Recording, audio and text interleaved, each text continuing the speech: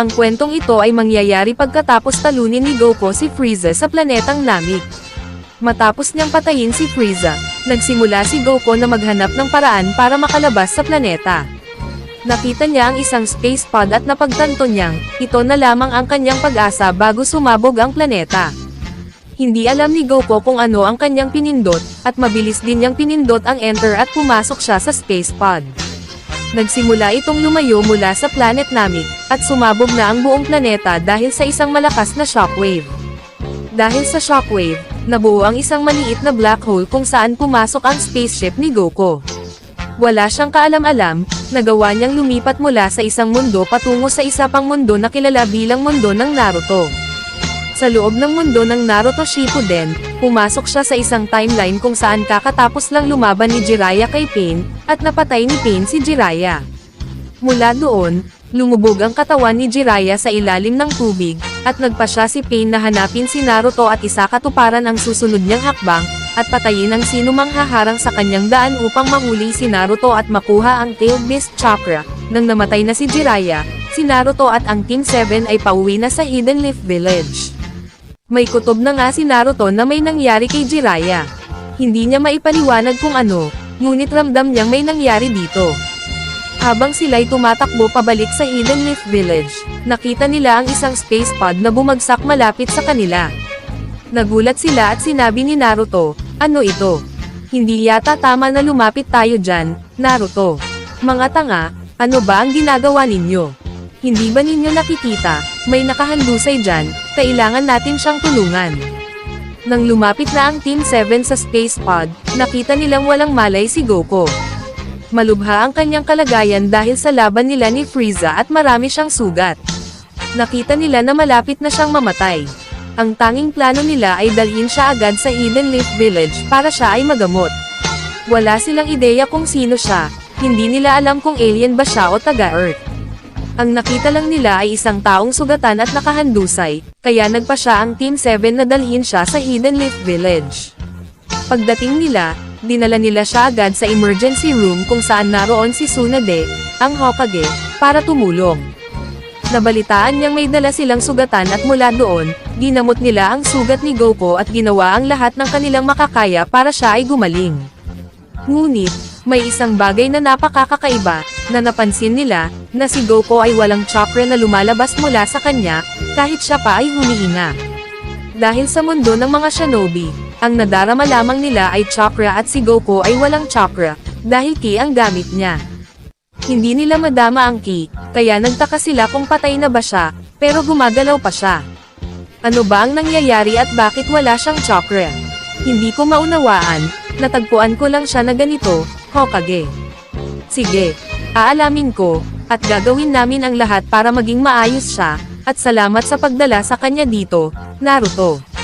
Si Naruto at ang Team 7, ay walang ideya kung sino si Goku, ngunit kakaiba na may isang tao sa mundo ng shinobi na walang chakra at hindi nila ito madama. Hindi ito pwedeng mangyari. Mula doon, tiningnan ni Naruto ang kanyang chakra at sinabi, paanong nangyari na wala siya nito? Teka lang, di ba dumating siya sakay ng spaceship? Nandito pa ba ang spaceship niya? Baka pwede nating imbestigahan para malaman kung ano ba talaga siya. Ang mga sinasabi mo ay walang kwenta, walang punto na gawin iyon. Hayaan na muna natin si Lady Hokage na pagalingin siya at saka natin malalaman kung sino siya. Habang binibigyan nila ng gamot si Goku, inabot ng 1 linggo para magamot nila ang sugat ng isang Saiyan. Ito ang unang pagkakataon na nakatagpo sila ng ganon, bukod sa kanilang sarili at wala silang ideya kung paano gamutin si Goku, ngunit sa tulong ng teknolohiya, nagawa nilang pagalingin siya sa loob ng 1 pang linggo. Ngunit sa panahon ng kanilang panggagamot, nakatanggap sila ng masamang balita na si Jiraiya ay namatay sa laban niya kay Pain. Nang marinig ito, labis na nalungkot si Tsunade at si Naruto, pati na rin ang marami pang iba na nagmamahal kay Jiraiya. Dahil para kay Naruto, si Jiraiya ay parang ama na sa kanya. Habang abala ang buong Hidden Leaf Village sa pagluluksa sa pagkamatay ni Jiraiya, dahil doon hindi nila lubusang nagamot ang sugat ni Goku. Sa wakas, nagising na si Goku mula sa kanyang kama at nagtaka at sinabi, nasaan ako? Ano ang lugar na ito? Naaalala ko, nakipaglaban ako kay Frieza, At paano ako napunta dito? Akala ko ay nasa bahay na ako. Nasa planet Earth ba ako? Mula doon, sinubukan ni Goku na gamitin ang kanyang pandama, ngunit wala siyang madama, walang presensya ni Vegeta, ni Bulma, at maging ni Chi-Chi, dahil doon nagpanik si Goku at nagtaka. Ano ba ang nangyayari? Bakit hindi ko madama ang presensya ng kahit sino? Sa halip, may nadadama akong mahinang kapangyarihan na ibang-iba sa Ki. Ano kaya ito? Nang makita ng mga Nars na bumangon na si Goku, agad silang tumawag kay Lady Tsunade at gusto rin ni Naruto na sumama dahil siya ang nakakita kay Goku. Dumating si Tsunade at tinanong siya, sino ka at bakit wala kang chakra? Hindi ka namin madama, at wala talagang chakra na lumalabas sa iyo. Chakra? Ano yun? Teka, hindi mo ba talaga alam kung ano ang chakra? Nasaan ba ako at sino kayo? Nandito ka sa Hidden Leaf Village. Ano ba ang planetang ito? Ito ba ay ang planetang Earth? Ito ang planet Earth. Ano ang mga pinagsasabi mo? Pero galing ako sa Earth, at hindi ito ganito. Naguluhan si Goku, wala siyang ideya kung ano ang nangyayari. Mula doon, tumingin si Naruto sa kanya at sinabi, galing ka sa isang spaceship, di ba? Oo, nakipaglaban ako sa isang masamang kalbo na nagngangalang Frieza, sa planet Namek. At paano ako napunta dito? Napakakakaiba mo, sinasabi mo ba, na hindi ka galing sa planetang ito, pero galing ka sa planetang kagaya nito? Oo, isa akong Saiyan na lumaki sa planet Earth, pero hindi ito ang Earth na alam ko. Hindi ko madama ang kapangyarihan ng aking mga kaibigan, at hindi ko alam kung anong uri ng kapangyarihan ang mayroon kayo. Chakra ang tawag dito. Chakra pala. Sa puntong iyon, sinimulan nilang imbestigahan kung bakit iba si Goku sa lahat. Nakita ni Sakura na gumagana pa ang space pod ni Goku, at mayroon din itong maliit na kamera. Mula doon, nagpasya silang panoorin ang tape. Nakita nila sa kamera na paalis si Goku sa planet Namek, ngunit isang malakas na pagsabog ang nangyari na nagdulot sa kanya na pumasok sa isang black hole. Mula doon, pinagsama-sama nila ang mga piraso ng kwento, at napagtanto nilang galing si Goku sa ibang universe, sa isang parallel na Earth. Teka lang, ibig sabihin, galing ako sa ibang Earth. Parang isa pa palang Earth ito. Oo, sa Earth na ito, lahat kami ay shinobi, at hindi mo kami basta pwedeng tawagin ng kung ano-ano. Pero paano ba ako napunta dito? Sana ay makabalik na ako. Ngunit may masamang balita ako para sa'yo, sira na ang iyong space pod at wala sa amin ang teknolohiyang kailangan para maayos ito. Nakakainis, wala rin si Bulma dito para tulungan ako. Ibig sabihin, dito na ako habang buhay. Mukhang ganun na nga. Oy, kamusta, Kakashi Sensei? Hi Naruto. Kakashi, nakikita ko ang inyong, ano nga ba yon, chakra pala. Mukhang mas malakas ang iyong chakra kesa sa karamihan dito. Nakikita kong hindi ka nga talaga galing sa planetang ito, pwede mo bang ipaliwanag kung ano ang nangyari sa'yo? Tulad ng sinabi ko, nakipaglaban ako sa isang masamang kalbo na nagngangalang Frieza, at mula noon, tumakas ako sa planetang sumabog, at napunta ako dito. Siguro ang shockwave mula sa planetang Namek ang dahilan kung bakit ako napunta sa inyong mundo. Nakakatuwa, pero walang punto na tanungin ka pa dahil hindi ka naman pala mapanganib. Gusto mo bang libutin ang aming nayon? Naruto, gusto mo bang ipakita sa kanya ang paligid? Oo naman, Kakashi Sensei, gusto ko yon. Ako nga pala si Naruto Uzumaki. Naruto Uzumaki pala ang pangalan mo. Ako naman si Goku. Goku. Oo, ano yon? Wala. Napaka-unique lang ng pangalan mo, Goku. Ang Saiyan name ko naman ay Kakarot, pero ang pangalan ko sa Earth ay Goku, dahil si Lolo Gohan ang nagpalaki sa akin at siya ang nagbigay ng pangalang yun sa akin. Mula doon, nagsimulang magkaroon ng kaunting ugnayan si Naruto kay Goku habang ikinwento niya ang lahat tungkol sa mundo ng mga ninja, ang paraan ng mga shinobi, at kung paano siya naging isang Jinchuriki, at siya ay ulila sa buong buhay niya dahil namatay ang kanyang mga magulang. Nakita ni Naruto na may pagkakapareho sila ni Goku dahil si Goku ay ulila rin. Mula roon, naunawaan ni Goku ang kalagayan ni Naruto habang naunawaan din ni Naruto ang kalagayan ni Goku. Binigyan niya si Goku ng fist bump bilang isa pang paraan ng paggawa ng chakra bump at nang mag-fist bump si Goku, nakita nila ang nakaraan ng isa't isa.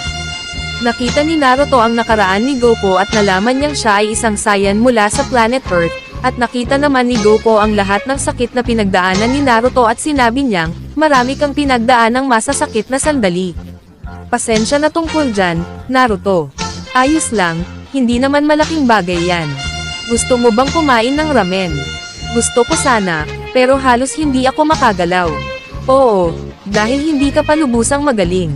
Naruto, pwedeng iwanan mo muna siya. Kailangan pa niya ng ilang araw. Inumin mo ito at magagawa mo ng bumangon. Mukhang maganda yan. Sige Naruto, salamat sa pakikipag-usap sa akin. Magkita tayo ulit. Habang nagpapahinga si Goku, natutunan ni Naruto na kailangan niyang gawin ang lahat para makapaghiganti para kay Jiraiya. Hindi niya sinabi kay Goku iyon dahil hindi niya alam kung gaano kalakas si Goku, dahil iniisip ng lahat na mahina si Goku, na siya ay parang isang mahinang nilalang na napadpad sa planetang ito, at hindi nila pinapaniwalaan ang kwento niya na nakipaglaban siya kay Frieza. Mula doon, tinawag si Naruto dahil kailangan niyang umalis para matutunan ang Sage Jutsu dahil paparating na si Pain at wala silang ideya kung gaano ito kalakas. Ang alam lang nila ay sapat na ang lakas ni Pain para patayin si Jiraiya, habang ginagamit niya ang kanyang Sage Mode. Dahil doon panahon na para mag-ensayo si Naruto. Habang nagtungo si Naruto sa Mayaboko para mag-ensayo, patuloy na nagpagaling si Goku at mula doon, sinubukan ng lahat na ihanda ang kanilang sarili habang hinihintay ang pagbabalik ni Naruto. Ngunit habang nagpapahinga si Goku, dumating na ang lahat ng Pain sa Hidden Leaf Village, at mula doon, sinimulan nilang patayin ang lahat ng shinobi na naroon. Una nilang hinarap si Pain habang sinasabi ni Pain sa bawat shinobi na sabihin kung nasaan si Naruto Uzumaki, at hindi niya sila papatayin. Hindi kailanman. Sige, mamamatay ka dito. Sinimulan na nga ni Pain na patayin pa ang mas maraming shinobi. Sa kabilang banda, nagising si Goku at nakita niyang 100% na siyang magaling at sinabi niyang, Diyos ko, sa wakas ay magaling na ako. Nakita ni Goku na nasa tabi niya ang kanyang damit na tinahi para sa kanya ni Lady Tsunade. Sinimulan niyang isuot ang kanyang damit at narinig niya ang malakas na ingay ng pagkasira, habang nadama niya ang maliit na antas ng kapangyarihan na papalapit, at mula doon, nagpa siya si Goku na tingnan kung ano ang nangyayari at nakita niya na ang buong Hidden Leaf Village ay nasa ilalim na ng pag-atake. Ginawa ng mga Pain ang lahat ng kanilang makakaya para hanapin si Naruto, at dahil doon pinapatay nila ang karamihan sa mga shinobi. Nakipaglaban si Pain kay Kakashi at mula doon, sinubukan ni Kakashi na suntukin si Pain sa mukha ngunit nakaiwas si Pain at sinipa siya sa panga. Sabihin mo kung nasaan si Naruto Uzumaki at hindi ko tatapusin ang iyong buhay. Napakatanga ng tanong na yan, Pain. Kakashi-sensei, kailangan mo ba ng tulong ko? Oo, Shikamaru, kailangan mong sabihin kay Lady Tsunade na simulan na niyang pagalingin ang lahat. Sabihin mo sa kanya na gamitin niya ang kanyang kapangyarihan. Sige Kakashi, kung ayaw mong sabihin sa akin, panahon na para mamatay ka. Sinimulan ni Pain na atakihin si Kakashi. Ginamit ni Kakashi ang kanyang Mangekyo Sharingan, habang sinusubukan niyang labanan si Pain, ngunit nalugi siya nang dumating ang iba pang Pain para atakihin siya at bago nila siya mapatay gamit ang bakal, dumating si Goku sa tamang oras at sinabi niya, muntik ka na Kakashi. At sino ka naman? Ako si Goku. Sabihin mo sa akin, bakit kayo narito? Goku pala, ha? Wala kaming datos tungkol sa iyo. Sabihin mo sa akin, nasaan na si Naruto Uzumaki? Sino ka ba at bakit hindi ko maramdaman ang iyong lakas? Hindi ko masense ang iyong chakra. Sino ka ba? Ako si Goku. Bakit niyo ito ginagawa? Hinahanap namin si Naruto Uzumaki. Kailangan namin ng tinatawag na Jinchuriki, na alam namin na tinataglay niya. Ibigay mo sa amin si Naruto Uzumaki at pinapangako ko, hindi kita papatayin. Akala mo ba sapat na ang lakas mo para matalo ako? Ayaw na ayaw ko sa mga taong katulad mo. Ang pagpapahirap sa mga inosenteng tao ay ang nagpapakulo ng aking dugo. Pero bakit mo nga ba ito ginagawa? At bakit wala kaming impormasyon tungkol sa iyo? Mahina ka lang, huwag mong sayangin ang iyong buhay dito. Goku, huwag mo siyang labanan, dahil napakalakas niya, kami na ang bahala. Kumalma ka, Kakashi, magpahinga ka lang, ako na ang mag-aasikaso ng lahat, seryoso ba siya? Wala naman siyang chakra, paano niya naiisip na matatalo niya si Pain? Napakatanga mo naman, dahil kapag tinitignan kita, wala ka talagang taglay na chakra. Dahil wala kang chakra, paano mo naiisipan na matatalo ang katulad namin? Dahil kami ay may walang katapusang chakra. Nang biglang, nakita ng lahat ng si Goku ay lumapit sa isang pain, at isang suntok lang ang ginawa niya dito. Sinubukan pa ng pain na iyon na lumapit at suntukin si Goku, ngunit madali lang siyang natalo ni Goku at tuluyang winasak. Sa pagkakita nito, lahat ay labis na nagulat. Hindi makapaniwala si Kakashi sa kanyang nakita. Hindi rin makapaniwala si Shikamaru. Lahat ay labis na nagulat kung paano nagawang talunin ni Goku ang pain kahit na wala siyang chakra. Paano ito nangyari? Hindi ordinaryong mandirigma ang mga pain. Labis na nagulat si Yahiko at sinabing paano mo nagawa iyon. Hindi ko madama ang iyong lakas, at napakabilis mo. Ngayon, sasabihin ko ito sa iyo ng isa pang beses. Umalis ka sa nayong ito at huwag nang bumalik at huwag munang habulin si Naruto Uzumaki. Kung hindi mo ako susundin, pagsisisihan mo ito. Hindi kami titigil dahil lang sa utos mo. Nandito kami para kunin si Naruto sa anumang paraan, kahit sa dahas pa. Nang biglang ang pangalawang pain ay sumugod patungo kay Goku. Lumapit si Goku at binali niya ang braso nito hanggang sa ito'y mabali ng tuluyan, at mula doon ay sinuntok niya ito pataas at lumipad ito sa ere, at mabilis na binalibag ito ni Goku sa lupa. Nakita ng lahat na lumilipad si Goku at sila ay labis na natakot at nagulat, at sinabi nila, "Anong klaseng tao ba ito? Kaya niyang lumipad? Tama ba ang nakikita ko? Paano siya nakakalipad? Gumagamit ba siya ng flying jutsu? Pero wala siyang chakra. Hindi ka panipaniwala ang taong ito.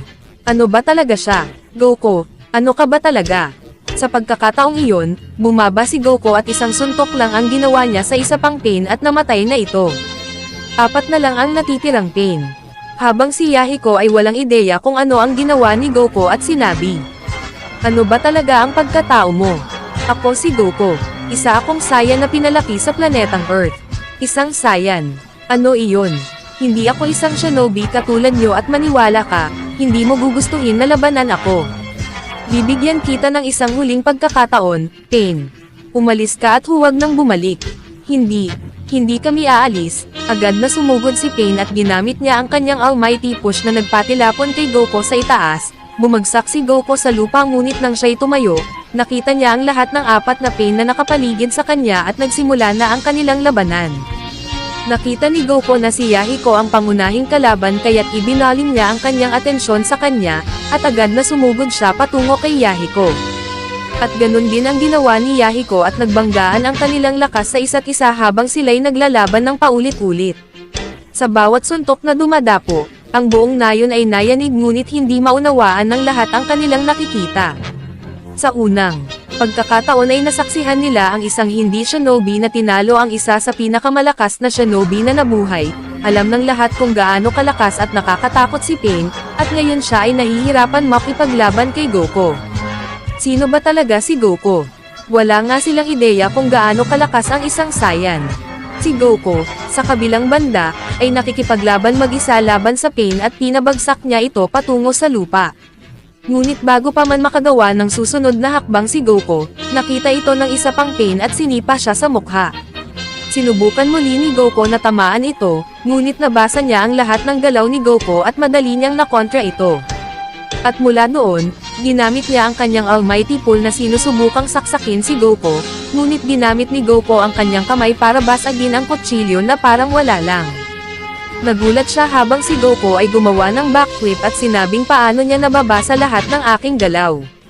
Sandali lang, napagtanto ni Goku na lahat ng Pain ay nanunood ng kanyang laban, habang ang pangunahing kalaban ay ang lumalaban, at sinabi niya kaya pala silang lahat ay nagmamasid lamang dahil nakikita nila ang aking mga galaw at iisa sila, kaya pala ito ay laban ng 4 laban sa isa, dahil kahit anong galaw ang gawin ko, hindi niya makikita pero makikita ng iba. Sige, mukhang kailangan ko pang talunin ang natitirang Pain. Bago pa man makagawa ng susunod na hakbang si Goku, nakita ng lahat na may bumagsak na itim na alikabok sa tabi nila at ito ay walang iba kundi si Naruto. Si Naruto ay nasa form na ng kanyang Sage Mode. Sa wakas ay naabot niya ito at na-activate ang kanyang Sage Mode, Ngunit sa parehong oras ay nagulat siya na nakita niyang tinalo na ang karamihan sa mga Pain, kaya sinabi niya, anong nangyari? Paano nangyari ito? Sino ang tumalo sa ibang mga Pain? Ikaw ba Goku? Hey Naruto, kumusta? Wow, grabe ang lakas mo. Mukhang handa ka na. Teka lang, ikaw ba ang tumalo sa mga Pain, Goku? Oo, madali lang silang talunin pero kailangan ko ang tulong mo Naruto. Ngayon na nandito ka na, tututukan ko itong pangunahing kalaban dito. Ikaw na ang bahala sa iba. Paano mo nasasabi na parang wala lang? Tinalo mo ang mga Pain at kumikilos ka na parang wala lang. Pag-uusapan natin iyan mamaya Naruto, tara na. Sige. Habang si Naruto ay sumugod patungo sa isa sa mga Pain, sinubukan nilang pabagsakin ito at ginamit ni Goku ang kanyang sarili bilang distraction para hindi nila makita ang susunod nilang galaw. At mula noon, nagawa ni Naruto na talunin ang isa pang Pain sa isang suntok lamang, at siya ay nag-power up ng Rasengan at ginamit ito patungo sa isa pang Pain, winasak niya ito ng tuluyan. Namangha si Goku sa pag-atake ni Naruto habang nakita niya na gumagamit si Naruto ng isang bagay na katulad ng Kamihami Wave, ngunit sa halip na mag-power up tulad ng ginagawa niya para sa Kamihami Wave, pinapalakas niya ito gamit ang chakra sa paligid niya. Dahil dito, tumingin si Goku patungo kay Pain at sinabi niya, sige, paano kung ipagpatuloy na natin ang ating laban? Handa ka na ba? Ang yabang mo. Almighty Push. Napadala si Goku na umangat ngunit, sa pagkakataong ito ay nailagan ito ni Goku, habang siya ay mabilis na lumipad sa kabila at mula doon ay sumugod si Goku patungo kay Pain at tinamaan niya ito sa mukha na nagpadala rito na tumalsik. Sinubukan muli ni Pain na tamaan si Goku ngunit sa bawat pag-atake niya kay Goku, madali itong nakukontra ni Goku dahil wala itong laban kay Goku. Labis na nagalit at desperado na si Pain, napaisip na bakit wala sa kanyang mga atake ang gumagana kay Goku. Si Naruto naman ay katatapos lang talunin ang dalawang Pain habang si Goku ay tinalo ang tatlong Pain ng walang kahirap-hirap, at tinatalo naman niya ang ikaapat na pinakamalakas sa kanilang lahat. Labis na nagalit si Yahiko Pain nang makita niyang mas malakas si Goku kaysa sa kanya, at sinabi, ano ba talaga ang pagkatao mo?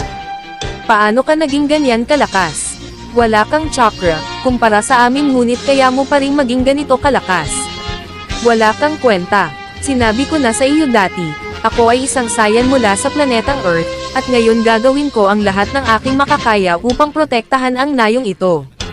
Ayaw ko sa kasamaan na umaatake sa mga inosenteng tao. Ganun ba? Sige, papatayin na talaga kita. Ngayon tatapusin na kita. Si Pain ay nagbuhos ng lahat ng kanyang chakra upang palakasin ang isa sa kanyang pinakamamatay na teknik na kilala bilang Planetary Devastation. Ang jutsu na ito ay napakalakas na kayang ikulong ang sinuman at halos mabaliw ito sa ere ng kawalan. Mula doon ay pinakawalan niya ang Planetary Devastation at nagsimula itong sumipsap ng kahit anong bagay na dumadaan sa daan nito, at kung magpapatuloy ito ay maaaring masira ang buong nayon. Nagsimulang magpanik si Naruto dahil hindi niya alam ang gagawin, at sinabi niya, oh my gosh! Goku, ano na ang gagawin mo? Relax Naruto, walang bagay na hindi ko kayang hawakan. Anong ibig mong sabihin? Pinanood ng lahat ang laban ni Goku ng maingat at mabuti upang makita kung ano ang magiging susunod niyang hakbang, dahil ito ang unang pagkakataon na nakita nilang lumaban siya. Dahil doon, ngumiti si Goku at sinabi niya, sige, gusto mo bang gamitin iyan para ikulong ako? Paano kung ito ang ikulong mo? Ang aking Kaioken. Ginamit na ni Goku ang kanyang Kaioken at dahil doon ay sumugod siya patungo sa Planetary Devastation, at sinuntok ito na nagdulot ng pagkasira ng jutsu.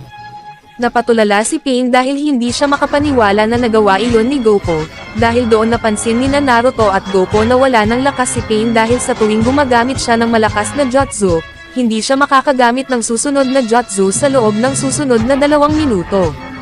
Sumugod si Goku patungo kay Pain at sinimulan niyang bugbugin ito, at sinuntok niya ito sa mukha at mula doon, nag-ipon si Goku ng lakas para sa isang Kamihami Wave. Nagulat si Naruto na makita iyon dahil medyo naalala niya ang kanyang Rasengan, ngunit mula doon, pinakawalan ni Goku ito kay Pain, na nagdulot ng kanyang ganap na pagkawasak.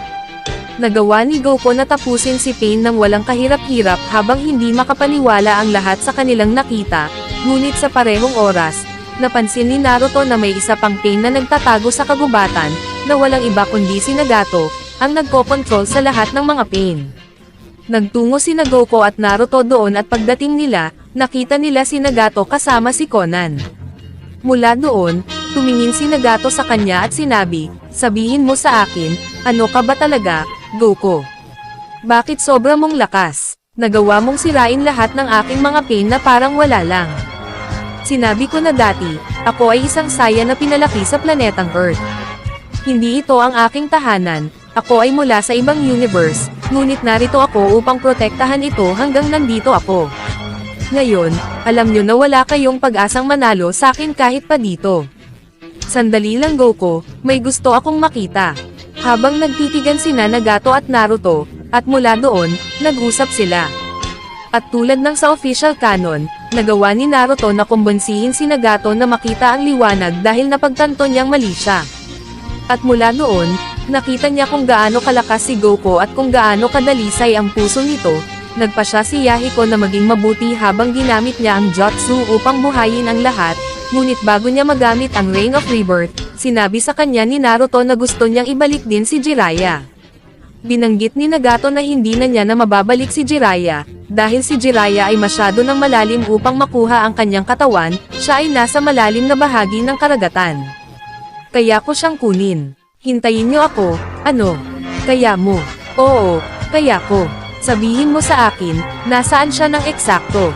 Conan, ikaw na ang magdala sa kanya.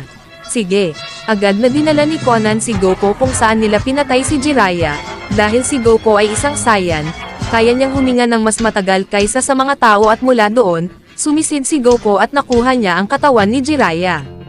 Mula doon, dinala ni Goku si Conan at lumipad sila pabalik kung saan sila nanggaling, dahil si Goku lang ang may kakayahang lumipad. Nakakakilabot pa rin para sa lahat na makita na kaya niyang lumipad. At mula noon, nang dumating si Goku, ginamit nila ang Ring of Rebirth, na nagbalik sa buhay ng lahat ng kanilang pinatay sa Hidden Leaf Village, kasama na si Jiraiya. Hoy, ano ito? Mukhang buhay na naman ako. Naruto, kumusta ka? Na-miss kita. Jiraiya Sensei, hindi mo alam kung gaano ako kasaya na makita ka muli. Sandali lang, Nagato, ikaw ba iyan? Ngunit bago pa man makapagsalita si Nagato, namatay na siya dahil sa paggamit niya ng Ring of Rebirth. Ginamit nga ni Yahiko ang Ring of Rebirth, at lahat ng shinobi na napatay niya ay nabuhay ulit. Habang emosyonal si Naruto nang makita niyang buhay na ulit si Jiraiya, napaiyak siya at nagsabi, "Wala kang ideya kung gaano kita na-miss, Pervy Sage. Para ka ng tatay sa akin." Sumagot si Jiraiya, "Naruto, parang anak na rin kita. Alam mo ba na itinakda ng tatay mo na ako ang magiging ninong mo? Salamat sa'yo at lalo na sa'yo. Anong pangalan mo ulit, Ginoo?" "Ako si Goku." "Goku, salamat sa pagtulong at sa pagbuhay sa akin." "Wala yun. Kinuha ko lang naman ang katawan mo sa ilalim ng dagat na parang sako ng basura.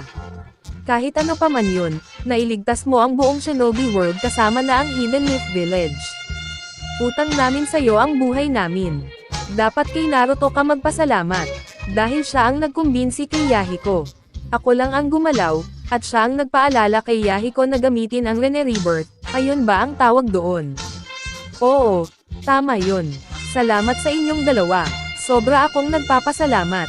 Dumating na nga ang balita sa Hidden Leaf na tinalo ni Naruto at Goku si Pain. Pero dahil kay Naruto, nabuhay ang lahat dahil nagtiwala si Yahiko sa kanya. Tinuring siyang bayani ng nayon, pero pinuri rin si Goku dahil siya rin ang nagligtas sa iba. Hindi makapaniwala ang lahat, lalo na nang makita nilang buhay na ulit si Jiraiya. Hindi napigilan ni Tsunade ang emosyon at umiyak siya sa sobrang tuwa. Doon, nagkaroon sila ng sandali ni Jiraiya at pareho nilang inamin ang nararamdaman. Nangako silang hindi na muling mag-iiwanan at tuluyan ng nagmahalan. Habang si Naruto ay kinukuyog ng mga tao ng buong Hidden Leaf, sumama rin si Goku sa papuri. Sobra ang pasasalamat nila kay Goku at namangha rin sila sa lakas niya. Pagkatapos ng kasayahan, nagyaya si Naruto kay Goku na mag-food trip. Nilibat nila ang halos lahat ng kainan sa Hidden Leaf at halos maubos ang paninda dahil sa sobrang pagkain nila. Sumama rin sina Tsunade at Jiraiya, at nagdiwang silang lahat bilang grupo. Para sa kanila, Si Goku ay parang anghel na tagapagligtas, at hindi pa rin sila makapaniwala sa lakas niya. Pero bilang Saiyan, hindi kaya ni Goku ang magpali pa ng araw nang hindi nagte-training, at kinabukasan, nagsimula siya ng matinding training. Lahat ng klase ng meditation at exercise ay ginawa niya para mas lumakas pa. Habang nagte-training si Goku, napadaan si Naruto at napahanga. Grabe, Goku, ang lakas mo. Pwede mo ba akong e-train? Tanong ni Naruto. Sige, subukan natin. Buong araw na nga akong nagme-meditate at natututo na akong maramdaman ang energy ng mga tao dito. Nararamdaman mo na rin ang chakra. Parang ganun nga, subukan ko. Naramdaman nga agad ni Goku ang chakra ni Naruto, pati kina Tsunade, Jiraiya, at Kakashi. Nagulat silang lahat na nagawa niya yon, at sobrang impressed si Naruto, at doon naman tinanong ni Naruto ang tungkol sa Kaioken. Ayun ba? Yung ginamit ko sa laban, pero sa totoo, marami pa akong tinago na lakas. Kung gusto ko, matatapos agad ang laban. Pero hinintay kita, Naruto. Ano, nilalaro mo lang siya. Medyo, ganun ang ugali ko. Gusto kong makita kung gaano kalakas ang kalaban. At isa pa, hindi ko responsibilidad iligtas ang village mo. Sa'yo yun, Naruto. Ikaw ang dapat gumawa nun. Ipinaliwanag ni Goku na natutunan niya ang Kaioken mula kay King Kai. Nakiusap si Naruto na turuan siya, at pumayag naman si Goku kahit hindi pa niya na-try magturo nun, at linggo-linggo silang training hanggang sa unti-unting nakaya ni Naruto ang Kaioken. Kaioken, sigaw ni Naruto, pero agad siyang nahimatay. Alam ko na, hindi kaya ng katawan ng may chakra ang pressure ng Kaioken. Pero kahit papano, natutunan niya, magpahinga ka na, Naruto. Nang magising si Naruto, hindi makapaniwala na nagawa niya pero nangako siyang hindi na muling gagamit dahil masyadong delikado. Para sa kanya, habang madalas silang magkasama, napansin ni Goku na palaging nababanggit ni Naruto si Sakura at ang pangako niya. Kaya tinanong niya, ano ba talaga yung promise na sinasabi mo kay Sakura? At halata na gusto mo siya. Obvious ba? Oo, mahal ko siya, pero hindi ko deserve ang pagmamahal niya. Hindi ko pa natutupad ang pangako ko. Ikinwento ni Naruto ang lahat tungkol kay Sasuke, ang sakit na dinulot niya, at ang pangakong ibabalik niya ito sa village anuman ang mangyari. Naantig si Goku sa dedikasyon ni Naruto, kaya nangako siya, huwag kang mag-alala, Naruto. Tutulungan kitang ibalik si Sasuke. Talaga, Goku, syempre, pero tara, mag-ramen muna tayo. Matapos kumain, bumalik si Goku sa training. Samantala, hinarap si Naruto ng mga tauhan ng Raikage dahil kay Sasuke na kumuha kay Killer Bee. Pinagtanggol ni Naruto si Sasuke at nagtiis ng bagbog, at ayaw niyang makialam pa ang iba, at nang gumaling siya, narinig niyang magkakaroon ng 5-cage summit, at layunin nito, patayin si Sasuke Uchiha, ituring siyang rogue ninja, at tapusin na siya. Nang bumalik si Goku mula training, sinalubong siya ni Tsunade, Jiraiya, at Kakashi. Ipinaliwanag nila kung ano ang summit at nais ng Raikage na patayin si Sasuke. Hindi sang-ayon si Tsunade, pero wala silang magawa. Nang marinig ito, nagpasya si Naruto na makiusap mismo sa Raikage para ipagtanggol si Sasuke at maiwasan ang gyera sa pagitan ng Hidden Leaf at Hidden Cloud. Nang marinig ni Goku ang lahat, sinabi niya kay Tsunade, hayaan mo ako. Nangako ako kay Naruto na ibabalik ko si Sasuke ng buhay. Goku, kaya mo ba talaga yun? Trust me, wala kang ideya kung gaano ako kalakas, at ito ang tungkulin ko ngayon.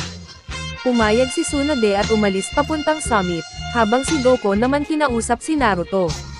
Relax ka lang. Ako na ang bahala kay Sasuke. Mag-isa ka, Goku, delikado yun. Kayang-kaya ko, at biglang nag-clone si Naruto at tumakas kasama sina Yamato at Sai para rin makapunta sa summit. Sa mismong Kage Summit, nagtipon ang lahat ng Kage, at binunyag ng Raikage ang balak niyang patayin si Sasuke. Lahat ay nagbigay ng opinyon, may sumang-ayon, may nag-atubili. Ngunit biglang may malakas na pagsabog, dumating si Sasuke, at dinala siya ni Tobi para harapin ang Raikage, at naramdaman ni Goku ang chakra at agad siyang lumipad, at sa loob ng 2 minuto, nasa summit na siya, at nakita niyang si Sasuke mismo ang naroon. Siguro ikaw si Sasuke. Kaibigan ka ni Naruto, di ba? Tanong ni Goku. Sino ka at paano mo nakilala si Naruto?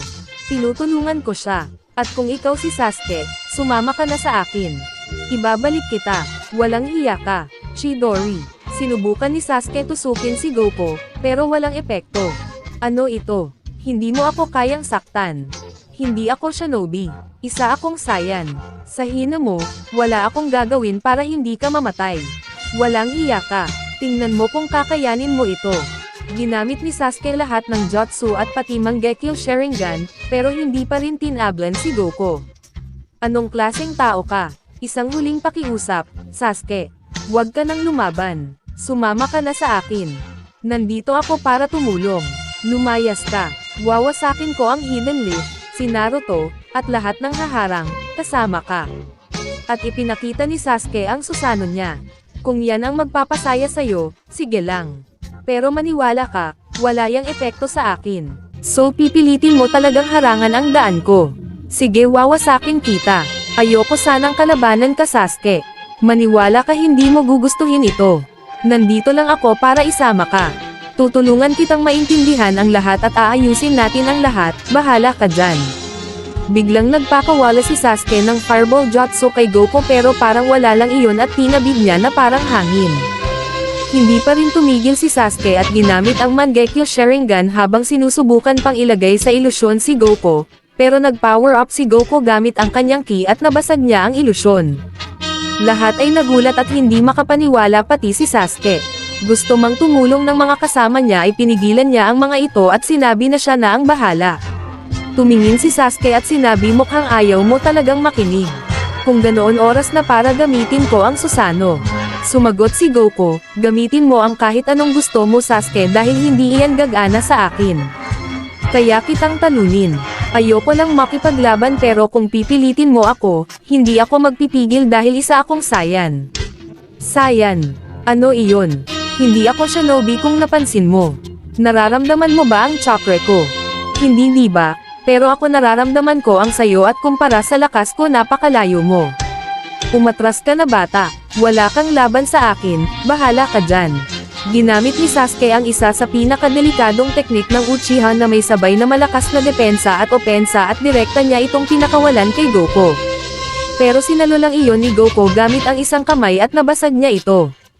Tuluyang natulala si Sasuke. Sa isang iglap ay sumugod si Goku at sa isang suntok ay bumagsak si Sasuke at agad na nawalan ng malay, at sinabi ni Goku, sinabi ko sa'yo di mo ko kakayanin. Pagkatapos ay itinali ni Goku si Sasuke gamit ang espesyal na tali na ibinigay ni Tsunade na kayang pigilan ang isang ninja sa paggamit ng jutsu kaya hindi na makakagamit si Sasuke. Bago makaalis si Goku biglang dumating ang Raikage, galit at sumigaw na, saan ka, Sasuke? Magpakita ka, papatayin kita. Dumating din si Naruto at ang grupo niya, at sinabi ni Goku, Naruto, kunin mo na si Sasuke. Nagulat si Naruto at sinabi, nagawa mo talaga, Goku. Sumagot si Goku, dalhin mo siya pabalik sa nayon, ako na ang bahala dito. Sumigaw ang Raikage, ibalik mo sa akin si Sasuke kung hindi ako ang haharap sayo. At ang iba ay sinabihan si Goku na hindi niya kayang talunin ang isang Kage pero ngumiti lang siya. Sino ka ba talaga? Ang pangalan ko ay Goku, at isa akong Saiyan na lumaki sa Earth pero mukhang hindi ito ang Earth ko.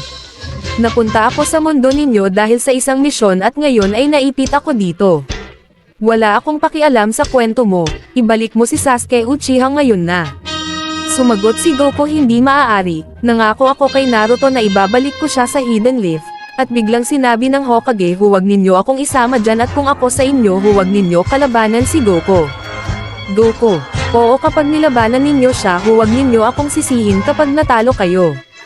Galit na nag-power up ang Raikage at napalibutan siya ng kidlat habang sumugod kay Goku pero iniwasan lang iyon ni Goku at bumagsak ang Raikage sa lupa. Nagulat ang lahat dahil ang Raikage ang isa sa pinakamalakas at pinakamabilis na shinobi pero hindi niya man lang nataman si Goku. Sinubukan muli ng Raikage at binuhos ang lahat ng lakas niya pero lahat ng atake ay naiwasan ni Goku. Namangha si Tsunade sa lakas nito.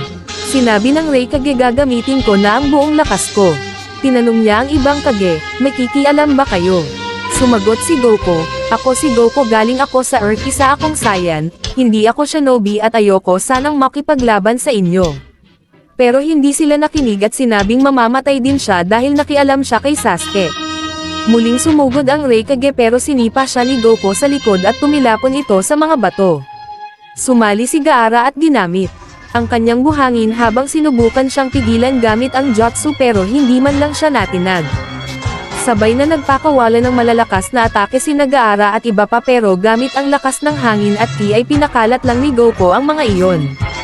Nagulat ang lahat dahil mag-isa niyang tinatapatan ang apat na kage. Sinubukan ng Mizukage ang love with jutsu pero iniwasan iyon ni Goku at sinuntok si Gaara kaya bumagsak ito. Nagtipon ang mga kage at sabay-sabay nilang pinakawalan ang pinakamalalakas na jutsu at tinamaan si Goku na nagdulot ng malaking pagsabog. Nag-alala si Tsunade pero nang mawala ang usok ay nakatayo pa rin si Goku na parang walang nangyari. Sinabi niya, iyon na ba ang pinakamalakas ninyong galaw? Napakahina ninyo kumpara sa akin. Nagulat ang lahat. Gusto ba ninyong makita ang tunay kong lakas? 5% pa lang ang ginagamit ko. Lalong nagulat ang lahat. Nag-power up si Goku at ginamit ang Kaioken at nagsimulang manginig ang buong gusali.